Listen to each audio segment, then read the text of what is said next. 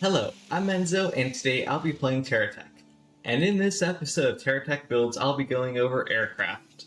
The aircraft I'll be going over in this episode are the best aircraft I've created out of the several dozens of types I've made. This is the Striker 1. As you can see, it has a tendency to fly upwards. It's basically the same as every other Striker. It was pretty much a base for how I designed the rest of them. And the missile layout is pretty interesting. It has 6 missiles just in the middle. And I'll be honest, I have absolutely no clue how I designed this. I kind of just made it one day. I believe the name comes from Strikers, as in Persona 5 Strikers. I'm pretty sure that's where I got the name from. But I don't know, I just designed it one day and I decided I loved the design. And that's what created my favorite type of aircraft. The Striker 1 Mark II. You guys have probably seen this one quite a bit over a few of my other videos. This is my most common and definitely my favorite aircraft. It has almost perfectly level flight, it has incredibly powerful missiles, and it even has guns on it. Although the guns don't really do much. The missile loadout is actually also balanced so that the flight is level, instead of just having them all concentrated in the middle front. I'll be testing these aircraft in 2 ways. The first one is anti-air. I built this anti-air a long time ago before I installed any mods, meaning it uses the repulsor cannons, which are actually still quite deadly. As you get knocked out of the air, missiles are also shot at you. And although the anti-air doesn't actually deal damage, it still can destroy you. The thing about Strikers is that they're not meant for prolonged combat, meaning you're really just supposed to go in, fire a missile salvo or 2, and then get out.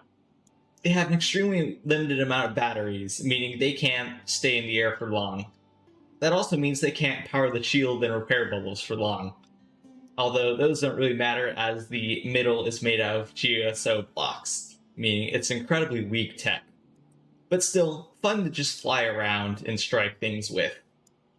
The next test for aircraft is how easy they are to land on an aircraft carrier. Now, the issue with this is I actually don't have a on or off switch for my anti-gravity, meaning it's actually going to be a little bouncy. But, oh, I did it. The issue is if I would have hit it too hard, I probably would have bounced off and kept on going. But that wasn't a terrible landing for not having a switch for the anti-gravity. After the Striker 1 Mark II, pretty much all of my Strikers are based off of that model. This one is no exception. This is the Striker 1 Mark II A-Mod. Now, the reason it's called A-Mod is, well, it's shorter and smaller. It also has way more missiles, and an on and off switch. What was the purpose of recreating the Striker 1 Mark II? Well, basically I needed a carrier-based aircraft. Sure, the Striker 1 Mark IIs are actually very good on carriers, but for my next video, I'll be doing another aircraft carrier. The issue is that one is way more complicated and has a way smaller elevator and way smaller hangar. Anyways, okay, anti-air hits us pretty much instantly, and we stand no chance against the BMBs in the middle. Wow. Let's test what it was actually designed to do. Land on a carrier. This one has an on and off switch, turning off the anti-gravity, meaning it's way easier to land. Extremely easy, just like that. This beast is the Striker 1 Mark II jet engine version. Now, it's jet engine version, well, because of the new Geocorp jet engines I'm using. I'm using these and it generates a crazy amount of speed, especially when compared to the other Strikers, making this a very fast and maneuverable attack aircraft. The other layer of wings is actually necessary to be able to use this crazy speed to keep the flight level. It looks like it's actually maneuverable enough to dodge anti-air fire.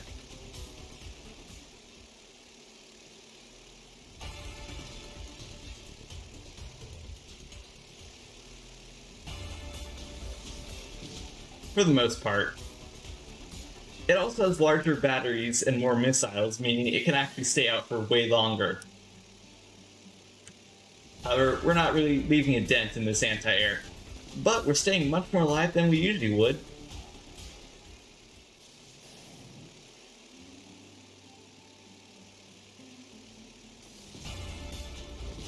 And there we go. The other unique thing about the jet engine is that it actually can maintain its speed when it doesn't have anti-gravity. Usually these techs actually require anti-gravity to function, but not this one. I've actually never tested this tech landing on an aircraft carrier. My only issue is that it might be too quick. Oh, we can just... Alright, that wasn't terrible. That's usually how I land on carriers, if I'm not just dive bombing or falling onto them. So that was pretty good. And this is the last striker I'm going to be showing off. This is a very, very special aircraft. It's called a VTOL. VTOL stands for Vertical Takeoff and Landing, meaning it can take off vertically and land vertically. Now, it doesn't really fly that well in any other way, but the VTOL part is pretty cool. I also showed a clip of landing and taking off in this aircraft on social media a while ago. I thought I'd make this video a lot sooner than I did, but I've been working on a lot of other stuff. Anyways, we can see how quickly we can take off and land. Pretty cool. But what about flight? So we'll take off as normal. You have to assign up and down arrows for this to actually work, unfortunately. But once you get a decent takeoff, you can just go ahead, hold shift, and yeah, you kind of just go. Now, my major issue with this aircraft is how slow it is. I'm definitely planning new versions of VTOL aircraft in the future, but I just wanted to try it. The other downside is you have to assign different keys to your turning. I use Q and E for my turning. Normally you would use your roll to turn, but rolling on this aircraft just rolls it, not turn it. So to attack this aircraft, it's actually very complicated. You can try to go down a little bit, but I'm not used to having to face actual anti-air. Oh. I was destroyed instantly. I actually didn't expect that. I've never really tested this aircraft before. But now that I see it, it might be better to equip the VTOL with bombs or something instead of cruise missiles. But if I angle the missiles down, maybe they'll lock on? Yeah, but it still does target me. And we're too slow, meaning the cruise missiles actually will catch up with us. Still, this aircraft very much is a prototype, and I'll make newer, more powerful versions in the future. Now, there were two other variants of the Strikers I was going to show off, but they're not actually that interesting. This is a fighter designed to attack other aircraft, and this is a Torpedo Bomber. Now, I know they're not torpedoes, cruise missiles are a bit closer to that, but yeah, this one doesn't work that well because it actually is very difficult to take off with all these bombs blocking our landing gear. I wasn't going to show this one off at first either. This was actually going to be a fighter design, but it kind of turned into like a really cool missile launcher plane. I don't know, a dive bomber? Anyways, it's incredibly fast and incredibly powerful. However, yeah, it has no defenses. Although this plane is fast, the flight actually isn't level, meaning you tend to angle downwards, which is pretty unfortunate. And I've never actually tried to land this thing on a carrier. And the bigger issue is it has landing gear, meaning it will not deploy them if you're too high up, and we're too high up on the carrier. Oh, actually though, the thrusters allow you to take off again. Interesting. But before we get to the largest planes, let's go to one of my other favorite planes. This is a half-scale version of a F-18 Super Hornet. The reason I like this plane so much is it's just fun to fly. That's that. It's literally just fun to fly. That's the only reason I like it so much. It's also small, meaning it's really good for scouting and stealth missions. It has no weapons, but This was my first ever aircraft to have almost perfectly level flight. This was actually designed even before the Striker 1 Mark II, and it can dodge anti-air incredibly well, as another post to social media I made shows. And the reason is, it's simply too fast. So as long as you don't do anything stupid like fly right into it, you'll usually be fine, as long as you keep dodging. I got hit there because I actually hesitated and turned too soon. But I think we're fine. Let's try flying over it.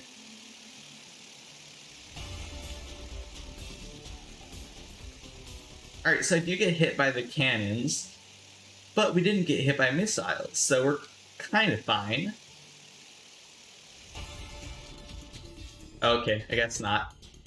This aircraft suffers the same landing gear problem, meaning it's very difficult to land on a carrier just because you can't take off again. And it's even worse if you're in the hangar because you have to use build beam to move. Now, I failed that, somehow, on the easiest aircraft to land.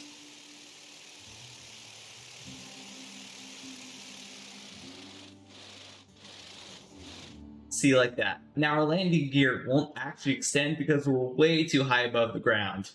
And that's just the issue with this carrier. If you had a way shorter carrier, maybe it's possible. But with how I design carriers, they're really high in the air, so yeah, unfortunate. Now to get on to my two largest aircraft in the game. This is a Siren Fighter. It's based off the Siren aircraft from Azure Lane, and it is pretty amazing. It's a almost full-size, build limit size aircraft. And it's incredibly well armed. I believe it has 18 missiles or something like that on it and a bunch of machine guns.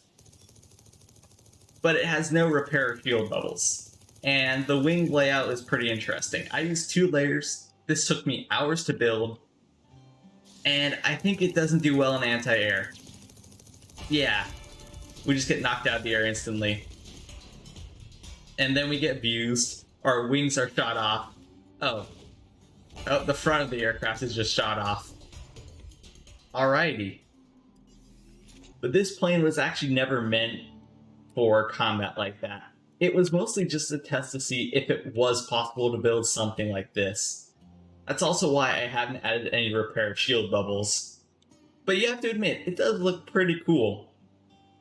I want to see how well I can strike this anti-air.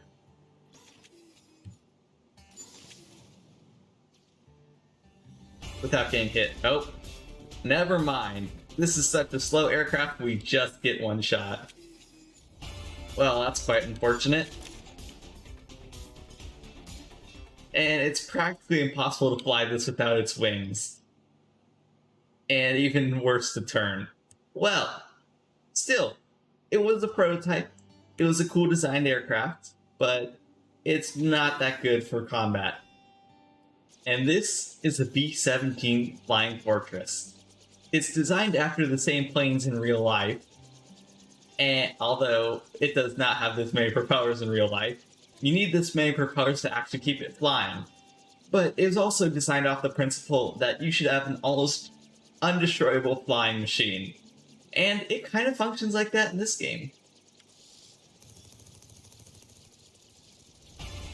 It's incredibly hard to destroy this tech, even without anti-air. We can take continued blasts and actually stay in the air. Although, that did heavily damage us. Still, we're in the air. Really cool, we're flying. This plane was also designed off of the knowledge I gained from building a propeller plane.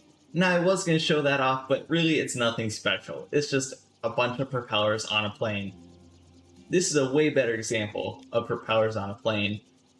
Only issue with it is that it is so incredibly slow.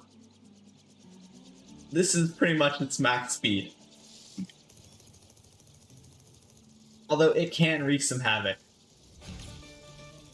We actually managed to destroy the anti-air without being destroyed. Meaning we can actually continue on. We still have our landing gear and everything, so we're good to go. I also paid attention to the details, trying to make engines look like real engines. It's a little bit difficult to see here. But this plane took me hours to build, and actually figure out everything. So I'm incredibly proud of how well it works. Now, it's not completely indestructible, like I showed off in the Purifier episode, but it's pretty dang close. Its only real weakness is this section here. It's an extremely thin and vulnerable section. It used to be even worse. I actually have BMBs stored in there, so I could bring down even more missiles. But yeah, that just led to me being destroyed way quicker. Now, if you can't tell, I've never landed this thing on a carrier before. Meaning, I have no clue how to do it. I don't even think the carrier's large enough. All I know is that I'm gonna have to slow down.